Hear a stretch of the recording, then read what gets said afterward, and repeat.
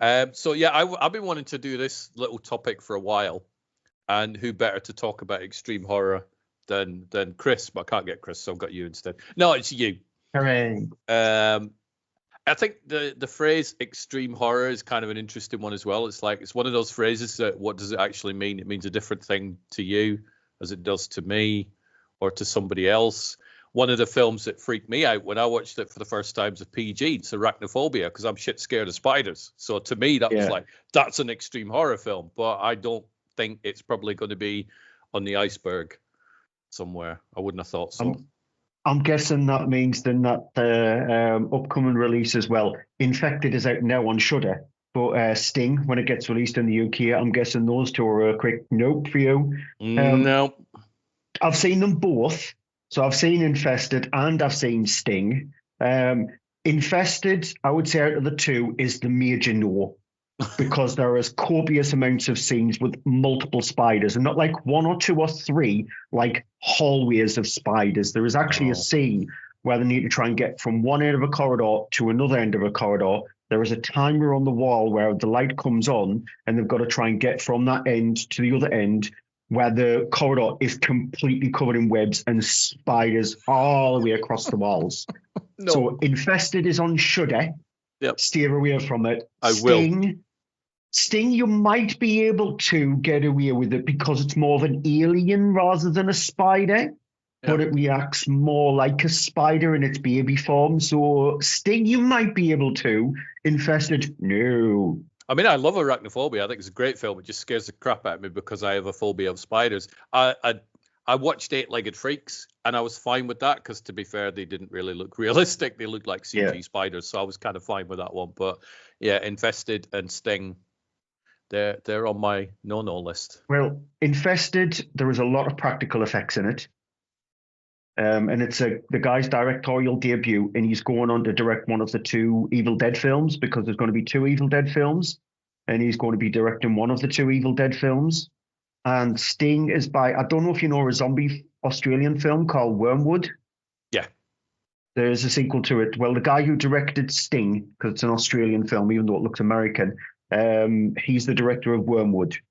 So Wormwood is sort of like zombies, but it has its playful take on it. Yeah. Sting is that film. It's like spiders, alien spiders, but a playful take on it. So I think that one you might be okay with, but definitely steer away from Shudder's Infested.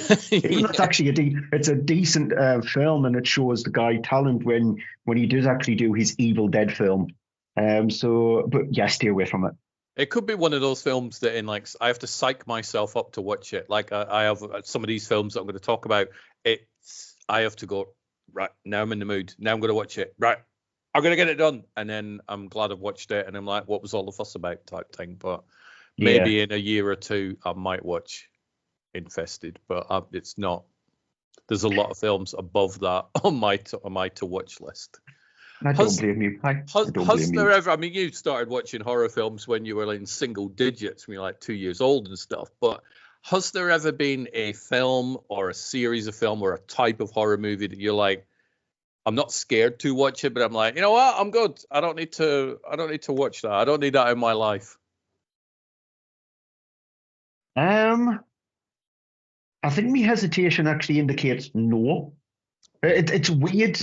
A lot of people are going, oh, well, he's boastful. He doesn't have anything that he will go, no, I won't want to watch it. Outside of horror, if somebody gave me an action film or a martial arts film, I was always go towards the action film because I don't like martial art movies. They just don't click well with me.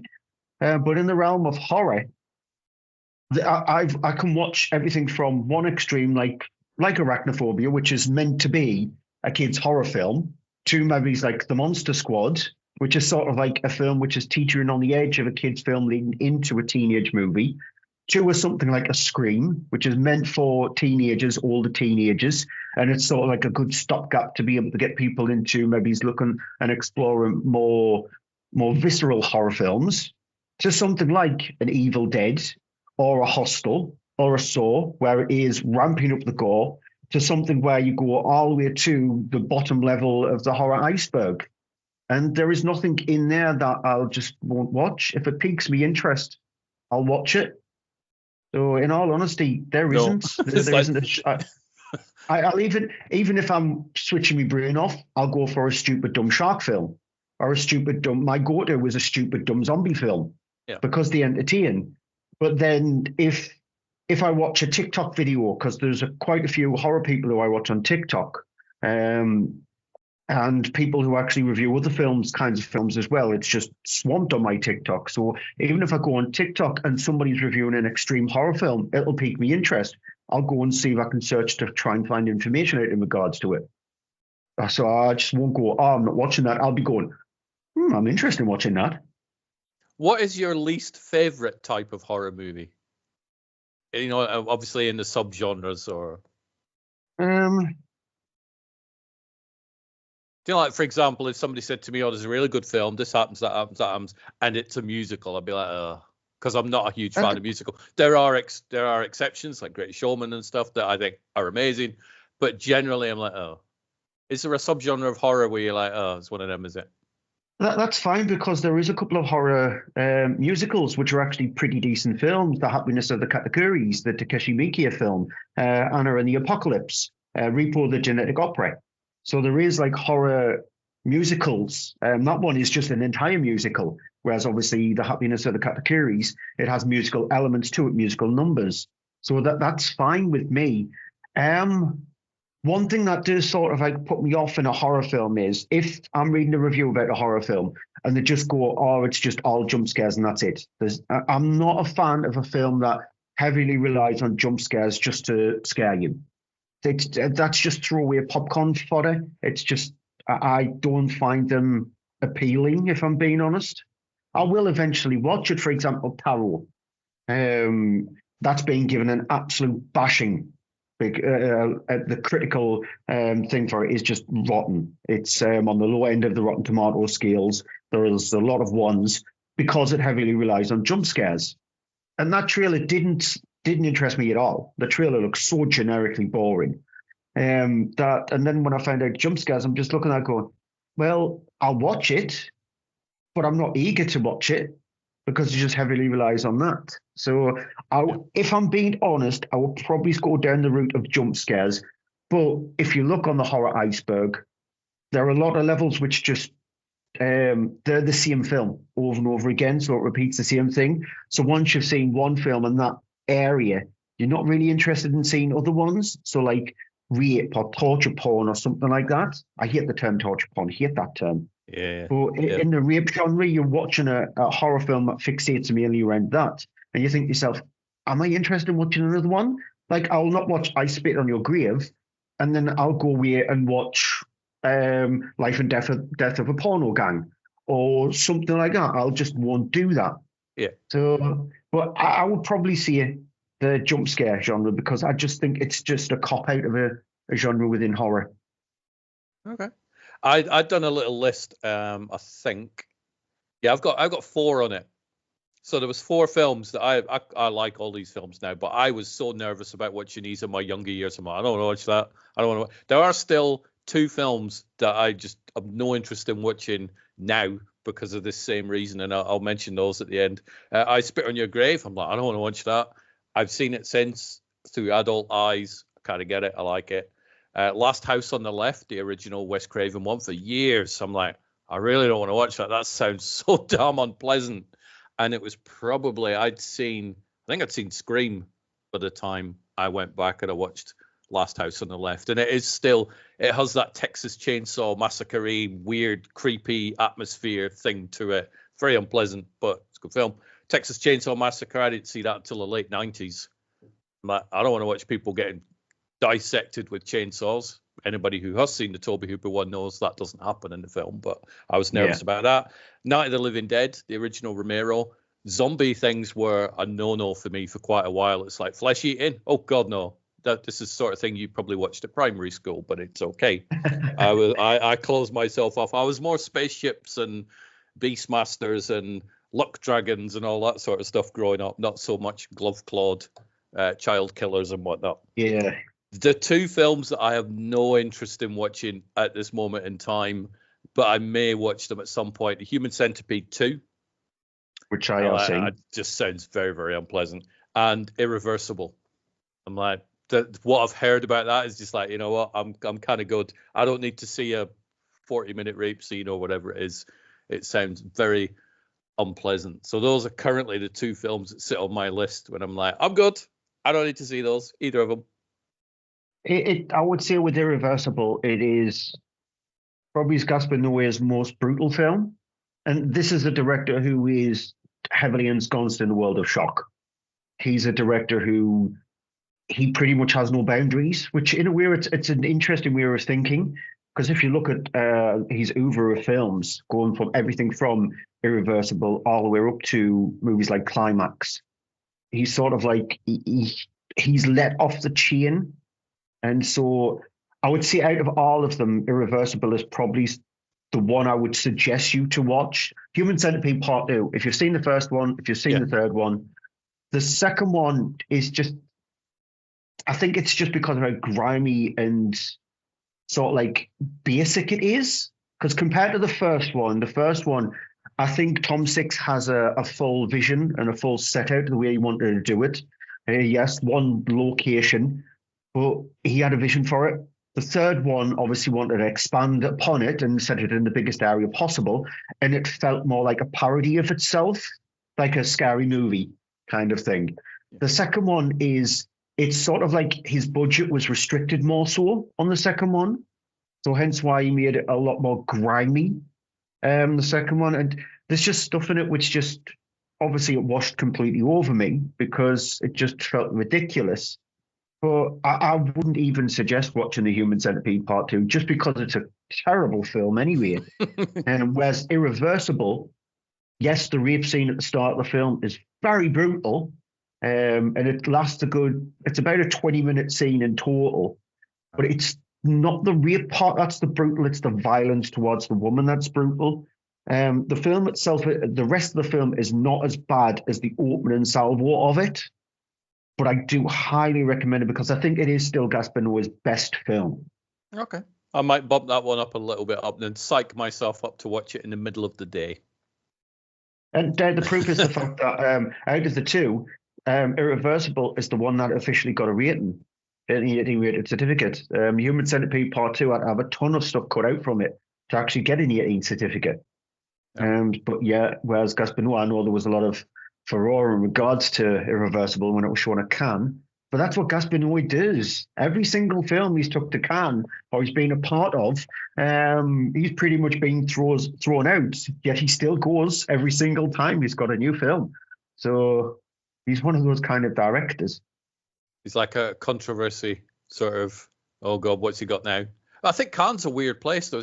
Every time the Cannes Film Festival's on, there's always some uproar about everybody's booing a film, and obviously Indiana Jones was the last one, but it seems to be a grumpy film festival. I don't know why people keep going. Go to Sundance or San Diego or something. All they're interested in is high art films. That's all they're pretty much interested in, because I know that Francis Ford Coppola's Megalopolis new film, which Cannes happens in 2 weeks' time, I think it is. It's very soon. That is going to have its world premiere at Cannes.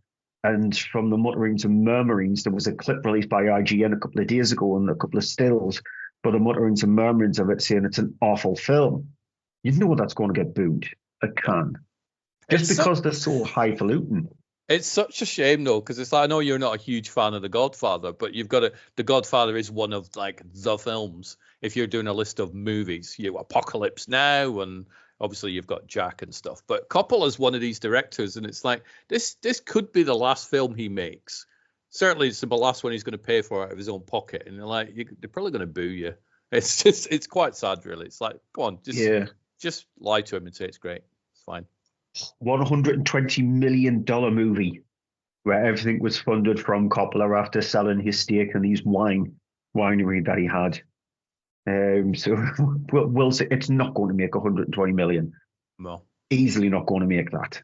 Which is such a shame, because it's like, you know what? After all the work he's done, the conversation and all sorts, just pay him off. Go on, somebody be nice. Go on, Elon. Sort him out. That's the thing, though. just because a director is sort of like big and what he's done in his past doesn't mean that they do get a free pass. No, not at all. Even Spielberg can't actually put himself onto the high throne, and because he has directed some of the most iconic movies of all time, he can't be given a free pass neither. Yeah, you will have No. people interested in going to see the next Spielberg movie, but you're not going to have. I'm hoping that they'll go in thinking that we cannot see, oh, this is a brilliant film, even though it's an awful movie. Mm. It just makes the film fan part of you gets a little bit sad when like a legendary name. Imagine Bayona brings a film out and you're like, oh my god, this is amazing. What, it's bombed? Oh, you feel sad for them, even though Jurassic World: Fallen Kingdom, he directed that. But yeah, it's a studio film anyway. But he directed that, and it's a terrible film. But I gave him a sort of like pass on that. So I think the way my brain's thinking is all directors are allowed one. They're allowed one rotten film in their oeuvre, and then that's it. Please don't make any more, because I'll give Bayona a pass. And he redeemed himself with Society of the Snow, which is a phenomenal film. So he's redeemed himself in my eyes. What about Del Toro? Has Del Toro ever done a film that you've thought that's awful? No, actually, I've quite liked all of his films. You even look at things like The Shape of Water, which loses its way a little bit. Crimson Peak does as well. There are elements in Crimson Peak where it does sort of like wane a little bit. But you know he's going to redeem himself, because for every Shape of Water, you've got Pinocchio. And for every Crimson Peak, you've got Pan's Labyrinth. Yeah. So he redeems himself. I thought of two more films that I really have no interest in watching: Cannibal Ferox and Cannibal Holocaust. So I guess I'm not a fan of cannibal movies. Yeah. So I'm not, I'm like, I'm good. I don't need to see those. Too many films. I'm never going to watch them all. They're okay being on the no-no list. Yeah. So have you got a list of your favorite extreme horror movies? So this is where I'm cheating and I'm bending the rules. No surprise. Okay. The films, if you look on the iceberg, which is a good sort of like way of judging what kind of films are extreme. There are very few films on there which I would classify as a horror movie. You look at the top, I would say probably top two levels, and that's where the horror movies lies. So like the things like Conjurings and the Oedipus Saws. The more you get down the iceberg is the more they all just bleed into being exactly the same kind of thing. So you're watching the same kind of movie over and over again. So for every August Underground movie about a couple being brutalized, you've got a Grotesque, which is about somebody who's just getting tortured. For every Slaughtered Vomit Dolls, you've got one of the Gore trilogy movies, which is again follows things like Gore and Sick and things like that. So they all just flow into each other. So the films are more like extreme film list. They don't technically fall into the horror category, yet they don't actually belong into like the dramas, apart from one on my list, which does fall into a drama. And the documentary side of things is mainly just down to realistic footage that's been captured of people being beheaded or in car accidents or things like that. Yeah. And they are just collections of that. So that's all they are. So even though that iceberg is known as the horror iceberg, personally, my feelings of it is it's only a horror iceberg on the first two levels in the normal sense of a horror film. If you said it's a human horror film iceberg, that's when sort of like level 3 all the way down to level 8 kicks into place. So that's where I took some leverage in regards to 5 films I chose. But the way I did it is because the genre of extreme films, it's so hard to find a film you like. If you're having a conversation with somebody to see that, oh, by the way, I watched Flesh Meat Dolls, for example, the film I was telling you about on last podcast, about a guy who kidnaps 2 people, both of them are dead, and he does unspeakable things to both of them. You can't recommend that to somebody. How do you go to them and go, I recommend you watch this film? Yeah. You can't do that. Or if you go all the way down to the bottom level of the iceberg and watch R73, which is, it's a film that's not being found in its full form. Like you can only see it on the dark web, but it is just a collection of people being slaughtered. That's all it is. or go to something like Faces of Death. Faces of Death, again, is just a collection of fake killings, etc., and real things that are actually being released to the news, but the news obviously can't show it. So it's hard to actually suggest, I recommend you watch these films. So trying to come up with 5 is nigh on near impossible because it just isn't the case. So what I've done, again, me cheated, I've chose 3 films which I recommend nobody watches, but they cover each one of the areas technically within inside the extreme films list. And then 2 films which I do suggest people watch, on the caveat they are very hard films to watch. So that was my cheating. In my list, everybody's fine. Or you should be, anyway, because they're all films you'll have heard of, and they're probably the sort of stuff that you'd be watching as a young teenager were these films out at the time. So my extreme, because that's the thing, is it's like what's extreme to you is probably I want to burn my own eyes out, never watch another film in the history of my life again, because that's the most horrific thing I've ever seen. You'd be like, that was good, what's next? So it's a tricky one. Whereas my extreme stuff is the sort of things that you go, why is that not a Disney film? So yeah, it's subjective. There was one film on my list which was officially classified by the BBFC as an 18 rated certificate. There is another film on my list, and I didn't have enough time to check this out because when I was getting some information in regards to it, on IMDb, it said it was given an 18 certificate, but I don't believe that was the case. So I haven't had the chance to go on the BBFC to check. I don't think it would have been given a classification considering the content of it. So I'm just going to stand by the fact there is one film on my list which has got an official UK classification where it is easy for you to watch it, or it's easier than the other 4 on my list to watch. Whereas all of mine, you could probably go on Amazon and buy the DVD and have it in your house tomorrow. So yeah, there probably will be a very big difference between my list and your list. I don't mind. I've pushed myself up slightly, but I'm probably not going to watch any of your really crazy extreme films until I'm like 75 years old and go, do you know what? Time, I'm going to do it just so I can have a coronary. I know that there'll be people watching this. Hi, Chris, who have probably seen most of yours. I've certainly seen all of mine many times, but yeah, there we go. So how do you want to do it? Do you want to do one each, or? Yeah, it'll be quite embarrassing. It's like you being a grandmaster chess player and me going, oh, this is how chess works. So it'll be one extreme to the other, which is, it's fine. It's an interesting way of doing it, rather being bombarded with 5 really nasty films and then 5 less so nasty films. Yeah. So it'll be an interesting way of actually doing it and mix it up a little bit. So we could say that when I start to explain, I'm not going to go into grave detail, so don't worry. YouTube is not going to delist your video for me explaining minute details about things that happen in some of these films. Here's a screen grab. Look at this. Yeah, no. I am really. I like to think I'm really good at being able to explain a film without actually going into so much grave detail that would make people probably vomit and then find me on X and send me horrible messages. Yep. So I'm not going to go that bad. Right. So do you want to go first, or shall I go first with my little? I'll go first. Mm-hmm. So the way I'm going to do it is the first 3 that I'm going to do are the 3 that I do not recommend people watch, just because they are films that belong on the iceberg itself. Surprisingly, one of the films I'm going to recommend people watch is actually level 6 on the iceberg. So, and it's very hard to find, but if you can find it, I do recommend it. So I'll start with the sort of like the person who deems himself the master of nastiness, and that's Lucifer Valentine. He's Slaughtered Vomit Dolls trilogy.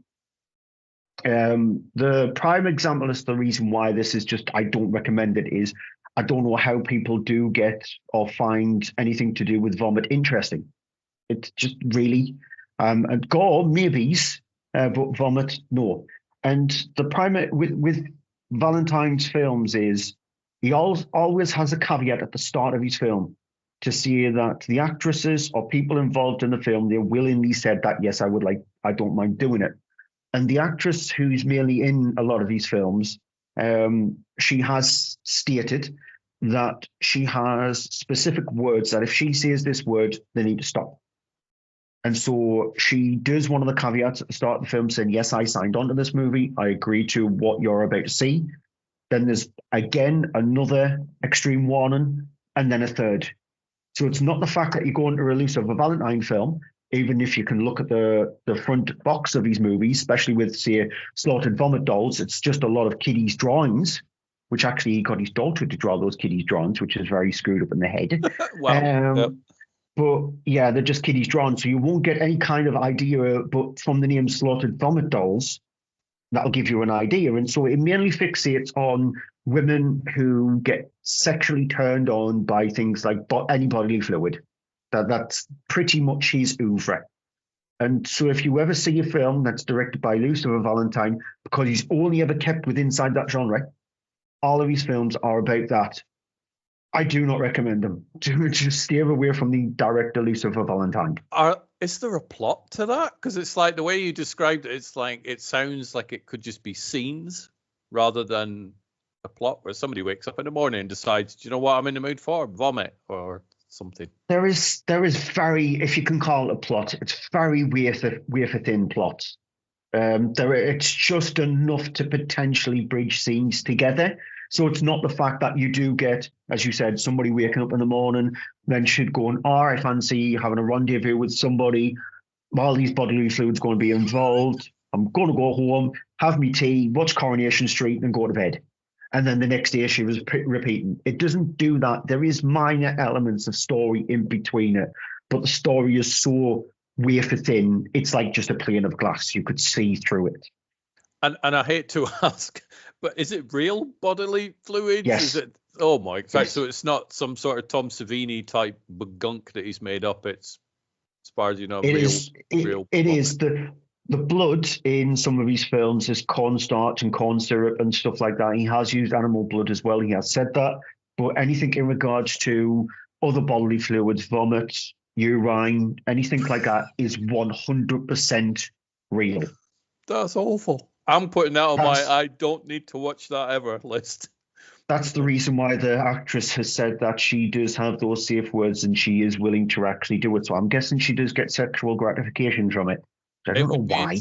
It'd be interesting to know if she's ever actually used the words, though, wouldn't it? It's like, I know you've got them, but have you used them? That's the question. That's what I want to know. Yeah. So, yeah, Chris, if you know the answer to that, let me know. My list's embarrassing compared to that. I'm going Serbian film. For me, I was really nervous about watching that for quite a few years, at least a couple of years, and I had to psych myself up to, right, I'm going to watch it. I'm going to watch it. And I watched it and I enjoyed it. It is a guy who used to be an adult film star who gets persuaded against his will, drug-wise, to just carry out unspeakable acts as part of a adult movie that somebody else is making. Yeah, it's harsh, I think. It wasn't as harsh as I thought it would be, because I think I'd built it up in my head, this is going to be the worst thing I've ever seen. It's one of those films, a bit like Saw. I remember somebody describing the first Saw to me, and it was the trap when it's on the woman's head and the clock's going down. I'm like, and the way this guy just told me the story, I'm like, this sounds horrific. And then when I watched the film, I'm like, oh yeah, it's not as horrific as the way this guy told me the story. Yeah, because you know that she gets out or whatever it is, because the way the film's put together. I think with Serbian film, I'd heard about the baby part, I'd heard about the son in a bag part. I'm like, oh my God, what the hell is this? And then watching it within the context of the movie, I'm like, okay, it wasn't quite as bad as I thought. It's not a film that I would recommend people watch. Here's my film recommendation for Saturday night: Serbian movie. I liked it. I think there's all the debates about why the guy's making it. Is he just doing it to try and shock people? He claims he's got a message, and it's bullshit. I think he just wanted to make a horror film that got talked about or whatever. But I like it. I've not rewatched it. I don't feel the need to rewatch it. I may at some point, but I'm glad I toughened up a little bit and watched it at 1 o'clock in the afternoon with the curtains open.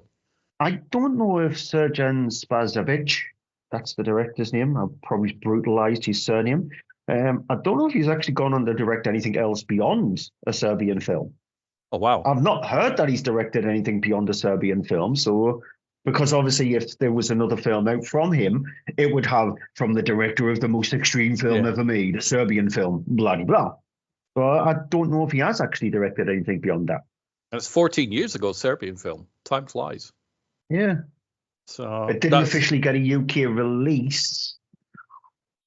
Something like 2016, 2017, somewhere in that area there. The reason why I know that is because it was when Mark Kermode and Simon Meyer was still on BBC Radio 5 Live, and I reviewed it for the Monday Movie Show. So it had to be released between 2010 up to 2020. And so I'm sure it's something like 2017 when it got an official UK release. Well, that fits in with when I can remember where I was when I watched it. I was living in a certain place, and that would have been when I watched it when whatever it dropped onto DVD, slightly cut, but some of the deleted scenes are on the DVD and stuff. But yeah, that's my first one. Because the place where I watched it, surprisingly, was YouTube. Really? Okay. I actually watched a Serbian film on YouTube. The full film was on YouTube because I heard about it and I was trying to find it to review it because it was officially out, to review it, and I couldn't find it. And then I watched the trailer on YouTube, and there was the whole film on YouTube. So I watched it on YouTube. I don't know if it's still on there. I think it might still be. But I watched it on YouTube. Wow. Go. Next. Yep. What you got? What's next? Perfectly leads into my second film, actually, because it's from a director from Serbia as well. It is actually Life and Death of a Porno Gang, Mladen Djordjevic, which the film came out in 2009. So this actually supersedes a Serbian film. Came out before that. And this one does actually have a narrative to it. It is, as the title suggests, The Life and Death of a Porno Gang. It's about a horror film director who he gets his funding from his father, who refused to actually give him any more funding. So for him to actually be able to create films, he decides to take a ragtag group of different sexually orientated people across the country, performing in what you would call freak shows or extreme circuses, to be able to get money together to shoot his next film. And then he's accosted by a director to create an extreme film. So very much akin to a Serbian film. Unlike a Serbian film, though, Life and Death of a Porno Gang was banned, officially fully banned. It was never released. This is the film where, according to IMDb, it was given an 18 certificate, but I doubt it, considering the content within inside Life and Death of a Porno Gang. There is a trailer on YouTube for it. The trailer is quite explicit. It is age-gated, properly age-gated as well. So even if you've got your restricted tab turned off where you can watch 18-rated trailers and things like that, you still need to say you're fine to actually see the trailer. So it is properly age-gated on YouTube. And there is a few little nudity elements to the trailer and things like that, which gives you a basic understanding. But it's a movie that features everything from mutilation to sexual gratification against corpses to animal abuse to somebody having sex with an animal, all of that kind of stuff. So unlike with the Serbian film, which came out after Life and Death of a Porno Gang, I do not recommend you watching Life and Death of a Porno Gang. I think it's got a genius title, Up with Dead Hooker in a Trunk. It's my favorite title. I am not going to watch Porno Gang. I'm good. I'll skip that. So we're doing 2 for 2. My next one is a film I've seen twice now. I saw it for the first time last month, and then I sat down with Annette last week and introduced her to the wonderful film Inside. God, that's a good movie, that one. That's harsh movie. It's the French one. Please say it is the French one. Yeah, it's the French one. The American remake. Yeah, no, Second Sight have brought out a Blu-ray with it, and I got the screener disc for it, and I sat and watched it, I think last month or whatever it was.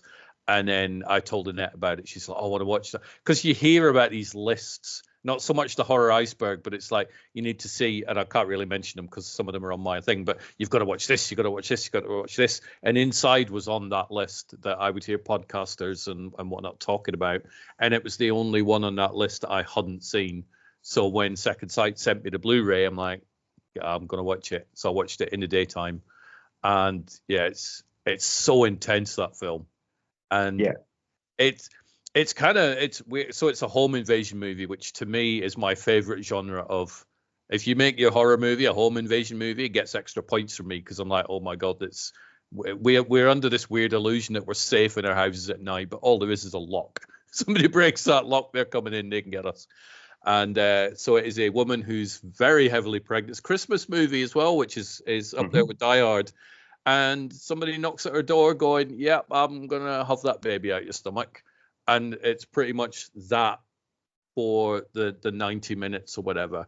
And it's just crazy because there's moments in that film where you think, they're not going to do that, are they? Oh, they did. They did. Like scissors. Near the beginning, there's a scissors bit, and you're like, it's too early in the film for that. There's no way. Oh, they went there. There's also a scene with a cat, which, I didn't know was going to happen. And then Annette was watching it. She goes, please tell me something doesn't happen to the cat. And I'm like, it does, but it's off camera. You don't really see it. She's like, okay. But such an intense movie. But I absolutely love it. Seen it twice now. Yeah, it's a brilliant film inside. It sort of like lets you off for the first 10 minutes. Sort of like you think, no, this is not going to be extreme. And then after that, no. Once she is in the house, all bets are off. She completely plays it so well. Yeah. She's just like, because she's not physically like a Terminator type, but it's like, she's scary. She's really good. I think it was the push and the fact that she had one goal and she was constantly willing to do whatever it takes to actually get to that goal. Yep. So it's like any parent, if their child got trapped under something, they would find the strength to be able to actually lift that thing up to be able to get their child out. Mm-hmm. It's when you've got that one goal, you're always focused on that, and so you become pretty much superhuman. And that's how she was. Look at the amount of people that comes, tries to actually take her down, and she's able to just like that. And it's like, I've probably seen a few French horror movies, but they don't give a shit about a happy ending, do they? They're like, no, you're not having a happy ending. You're in a grim ending. Yes. But yeah, Inside was my next one. Which again, perfectly follows into my next one because it's a home invasion film. This one's a weird one. So it's a film called Hate Crime. Now, prior to, because The Human Centipede Part 2 in its original form was banned, was not given a classification. However, the BBFC sent it back to Tom Six. Tom Six heavily edited it, or took out something in the region between 6 to 8 minutes of the film, and then it was given a classification. So prior to that, this film came out, Hate Crime, in 2012. This was the last film that was banned by the BBFC, and then before that was The Bunny Game. So I don't know if you've heard of the film The Bunny Game. Yeah. That was banned by the BBFC. No matter when the director sent it back after it was cut, it was still refused. Which I've seen The Bunny Game, and it's not as extreme as you might think it actually is. Hate Crime was just outright banned. So I did not know this because I did review it though for the Monday Movie Show. I did a review for the film itself, and I only found out that the film itself was actually completely refused a classification. So it was given the dreaded R, restricted, not X, because X is only given to pornographic material. So it was given an R. I only found that out a couple of weeks after I reviewed it for the Monday Movie Show.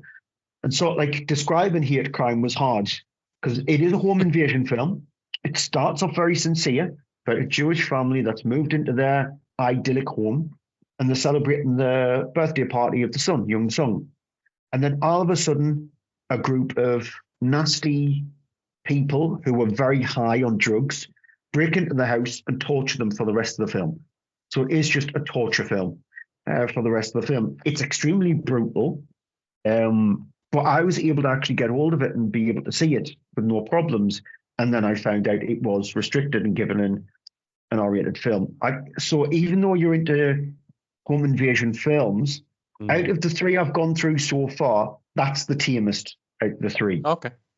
I had Hate Crime's director, James Bressick. He was on the podcast a few years ago. We spoke about Hate Crime.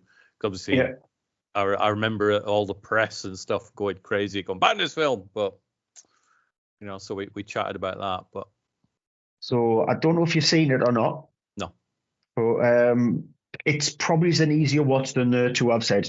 Easier than Life and Death of a Porno Gang and Slaughtered Vomit Dolls. Yeah, I'm most likely so far to watch Hate Crime. Yeah. So that's good. My next one, I've seen it, but for the life of me, I think I've seen it. I just Frontiers.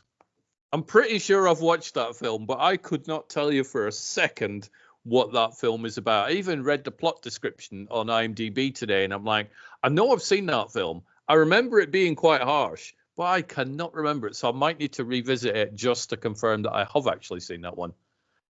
Yeah. But that was also one that would be on this list of films you need to watch. So Inside was on there, Frontiers, and another one that's going to pop up next time it's my turn. There was these sort of triple threat of horror movies. Yeah, I've seen Frontier. I've seen it once. I do remember it.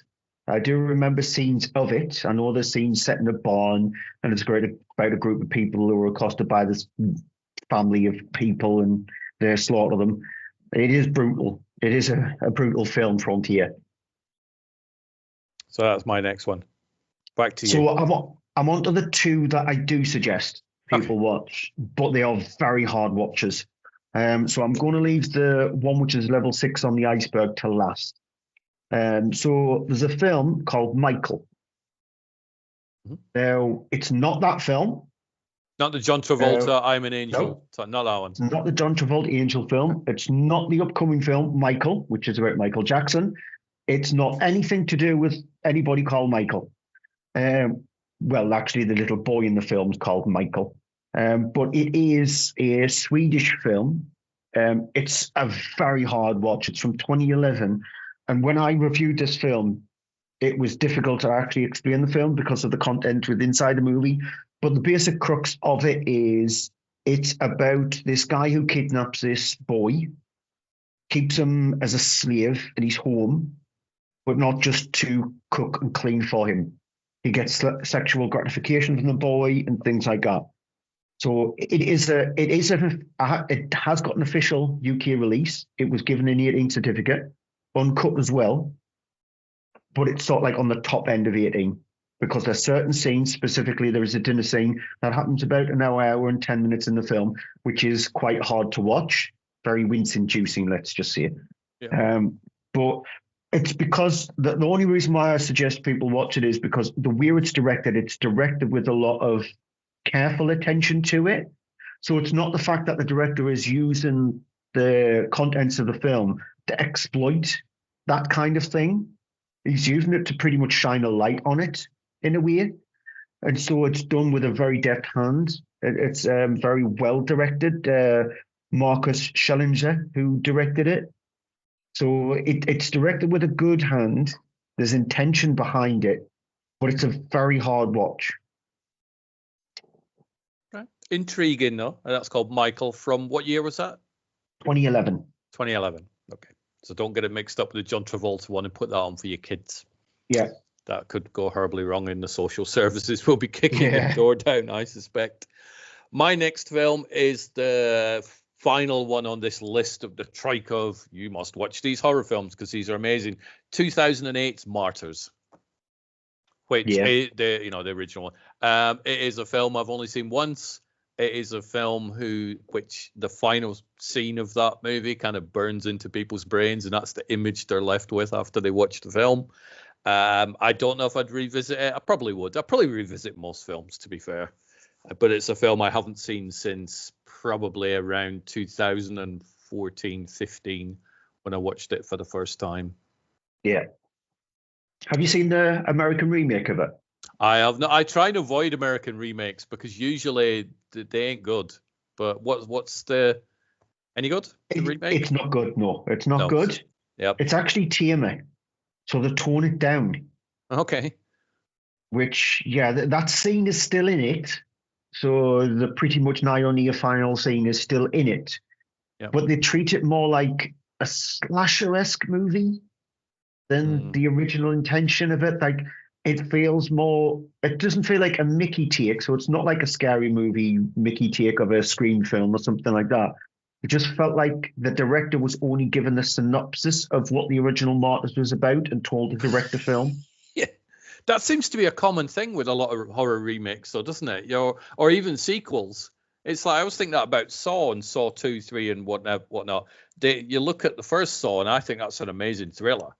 And it's like it's so tense, and it's a minimal location thing. And then you look at Saw 2 onwards, and you're like, you really thought that people liked Saw 1 just because of the gore?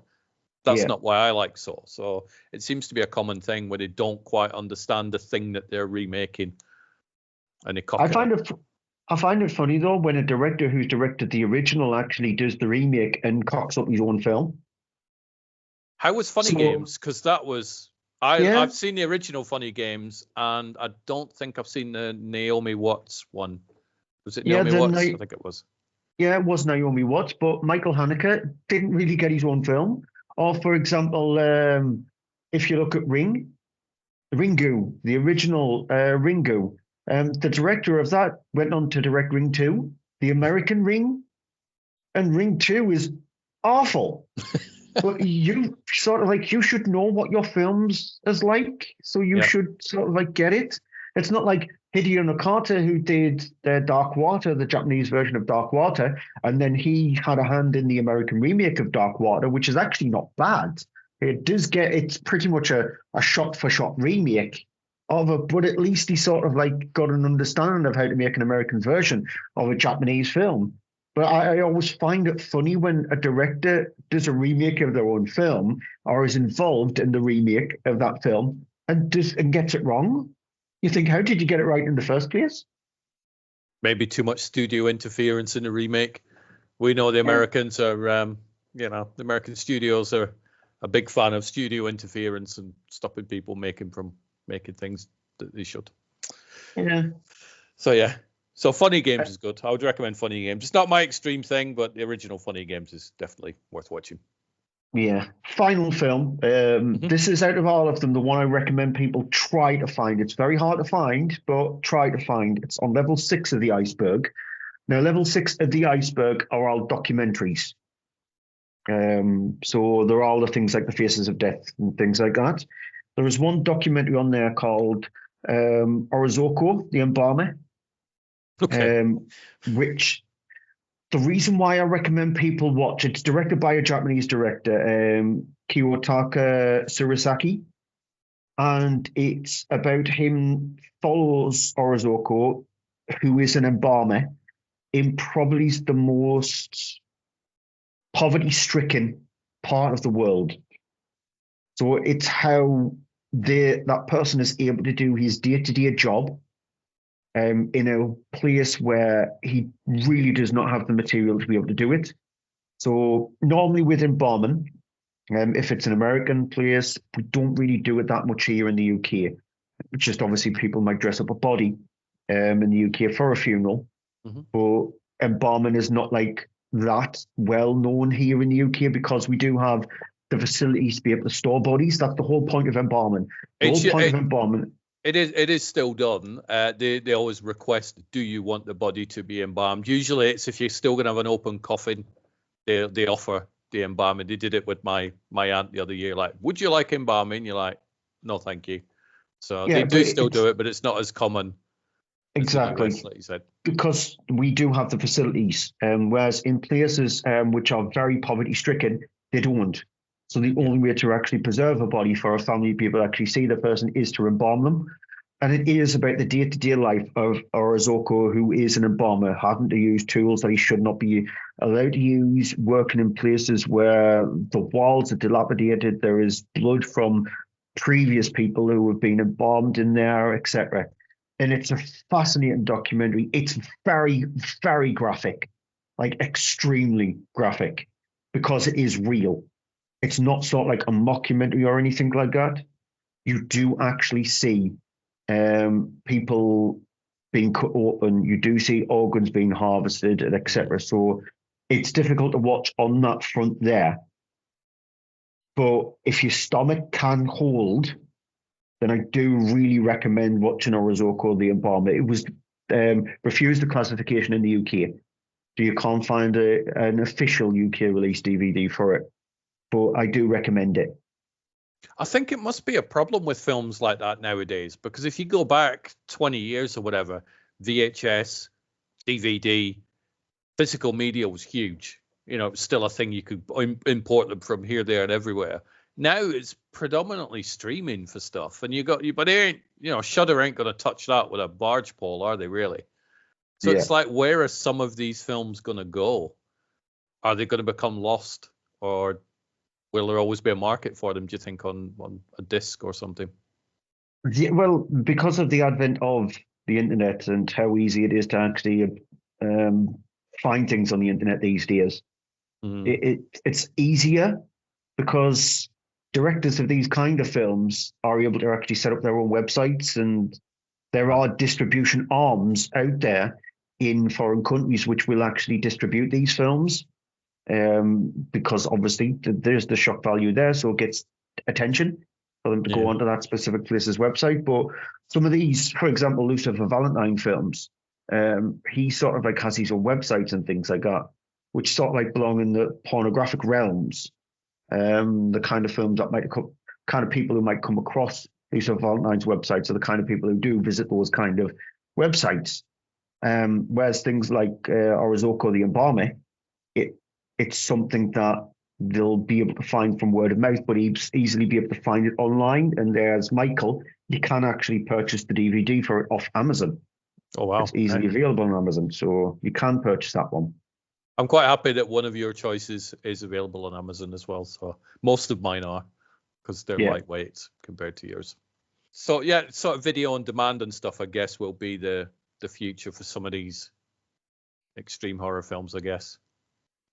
Well, I'd be interested to find out which company wants to actually set up a sort of like video on demand, because surprisingly, a lot of these extreme films, I think if you go from level 6 below, you have to frequent the dark web to actually get hold of them. Like the bottom level of that extreme iceberg, level 8, you can only find those films on the iceberg.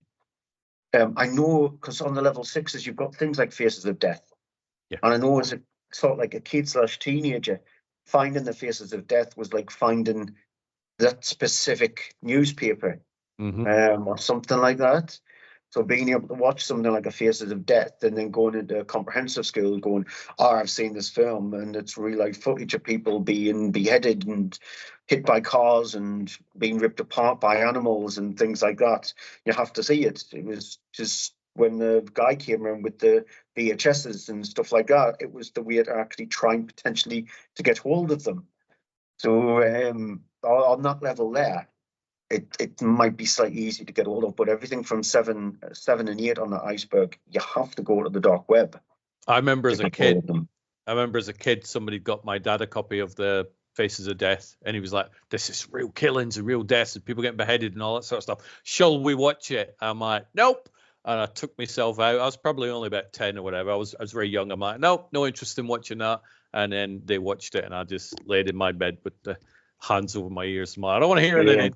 I don't want to hear that crap. I want to watch. It's just because that different news outlets in different countries have different rules, and so obviously in the UK we were very, very strict on what you could actually show on TV, whereas in other countries there might not have been as strict to violence or seeing things like that. So they pretty much just showed them, and because it was always that thought is, where do you get this footage from? Because the internet sort of like did exist, but not in the existing in the fact that you could physically plug in a modem and hear the screechy noises and search AOL or something like that. Yeah. It was just mainly things like to connect libraries together and government organizations and places like that to be able to actually share information. So it's not the fact that those kind of clips were distributed on there. There had to be some ways or means of forms to be able to actually get those together, because films like Faces of Death came out in the 90s. So you go, how did you manage to get hold of them? I think Faces of Death was the 80s, if not late 70s. Well, it bled into the 90s as well. So it led into it, yeah. Going to late 70s and 80s, then how do you get hold of that material? So there must have been ways and means for them to be able to actually do that, because there was shot. So I'm guessing it was countries across the globe where their rules weren't as strict as the UK or America or France or whatever, being able to actually show this, but put the caveat at the start of it saying what you're about to witness here is extreme. Viewer discretion is advised. Now it'd be like, this is all fake, so just watch it and pretend it's real. To be fair, would you can't tell what's fake and what's real on the internet anyway now. Pretty much every news story is fake. So, That would be the interesting thing if you put some of these films, because the people who are not in the know of that extreme iceberg, not in the know of, say, the Slaughtered Vomit Dolls or Life and Death of a Porno Gang or Hate Crime or Faces of Death. I wonder what their reaction would be if you actually showed them to it, if they would actually think, especially things like Faces of Death, if they think some of that footage, if not 3/4 of the footage, is real or fake, if they actually think the whole entirety of this fake and is set up. Because we're more akin to watching a film where you see somebody getting stabbed in the neck and ripped open or whatever. So I wonder if you made them watch it, and then at the end you turn around and go, by the way, 75% of that film that you just watched is real. I think their mental self-defense mechanism would try and convince themselves that didn't happen. I've done it. You'd be scrolling, certainly in the early days of Twitter, you'd be scrolling, you'd see somebody get hit by a truck or something, and my brain would always go, yeah, that's not real. Because if my brain looks at it and goes, that's real, that shit's giving me nightmares. And I don't like those sort of nightmares. I like the, aliens chasing me nightmares. So my defense mechanism would go, nope, it's made up. I think a lot of people might be like that, but I would have no interest in watching real life. Not because I'm stupidly squeamish about stuff like that. It's just like, you know what? I'm going to fill my brain with luck dragons and beastmasters and Ewoks and, nice stuff. Kids walking up train tracks and whatnot. Nice, pleasant movies. But once you've seen sort of like some elements of it, you really don't need to watch it again and again and again and again. Because again, that level 6 of the iceberg is pretty much just full of those kind of films. You might get one or two which is different, like the Orozco, the Embalmer, which is different that you would not see in a Faces of Death. But once you've seen, say, 20 minutes of Faces of Death, you know what to expect in them. Because it is just people getting beheaded or hit by cars or graphic ways of them dying. That's all it is, and so it just becomes repetitive. And the worst thing is these Faces of Death, etc. They're not on for like 15 minutes. The compilations that are on for like 2, 3, 4 hours. So you go, why would I want to sit down and watch something like that for 3, 4 hours? Yeah, I know I can play a video game where I'm chainsawing somebody into pieces or doing a fatality of them in Mortal Kombat or whatever. That's fine. But having just sitting there and just watching it, it becomes boredom, if I'm being honest. There's no interaction with that. Whereas where they're playing the video games, then there is some sort of interaction. So, Face of Death, I'm good. The final one on my list is Evil Dead Rise. I fucking love that movie. Yeah. I love that movie. And I have since been back and watched the 2013 Evil Dead, and that's really damn good as well. But I think I prefer Rise because that was the one I saw first of these new Evil Dead movies. Just so intense. So intense. And I'm very excited they're going to do more, but, who knows what we're going to get from those. They may not be in a single apartment block. Yeah, they're not. Well, one of them definitely isn't. I don't know about the guy who's directed Infected. I don't know what his one is going to be like, but one of the ones is definitely not going to be set in an apartment block. So I'll be interested in seeing them because I really like them. I'll sort of like stick up for Fede Alvarez's Evil Dead. There are elements of it which are not very good, but it's a typical teenage kind of dumbness thing. Ooh, there's a book of the undead. Ooh, let's read it or decipher it. You know that's the thing, you know what to expect because it happens in the second one. They just read from the book. So it does that happens in Evil Dead Rise. You sort of like know again, you know what to expect. So I sort of like I'll stick up for Fede Alvarez's Evil Dead. So people go mad at that. People are trying to critique Fede's movie. Yeah. It didn't do very well with critics. It didn't do very well word of mouth, and so out of all the Evil Dead films, it's the one that gets the most bad rap. I mean, I didn't watch it on its release because I'm a big fan of the previous Evil Dead movies, Army of Darkness, Evil Dead 2, and so on. And they're fun. They're fun popcorn, silly, daft movies. And in Evil Dead, Freddy's movie is like this harsh, serious. There's no jokes in this movie. We're giving you buckets of blood and people getting squashed by cars and stuff. And I'm like, I don't want that in my Evil Dead movie. But then I watched Evil Dead Rise, and I'm like, maybe that works in an Evil Dead world. So that's when I went back, watched Freddy's film, and I really, really enjoyed it. It's his involvement in the new Alien movie, Romulus, which is making me more excited than the fact there's going to be another Alien movie. I want to see what Freddy does with facehuggers and stuff. For that, because I don't know if you've seen the clip online for the facehugger and the fact that it is practical. Yeah. There is touches of CGI in it, but I know they're only showing it off and it looks very shonky, but in the film itself, it won't look like that. That it does look like somebody is just being given a remote control car with a facehugger sitting on top of it. That's what it looked like in the way it was scuttling around, but that gave me hope because it's a practical effect. He hasn't just gone, oh, look at this monitor. He's sort of like around a group of people who are remote controlling these creatures, and I'm thinking, this has got my hopes up a bit too high, and I'm hoping I'm not going to be very disappointed in it. Yeah, I think that's the danger nowadays with any movie, isn't it? And we know the internet will probably destroy it because the internet destroys every film that comes out now. So share a still image from something, the internet's like, it's gonna suck. Just wait, watch it, and make your own decision. It's just like the next Exorcist film, which is now going to be directed by Mike Flanagan.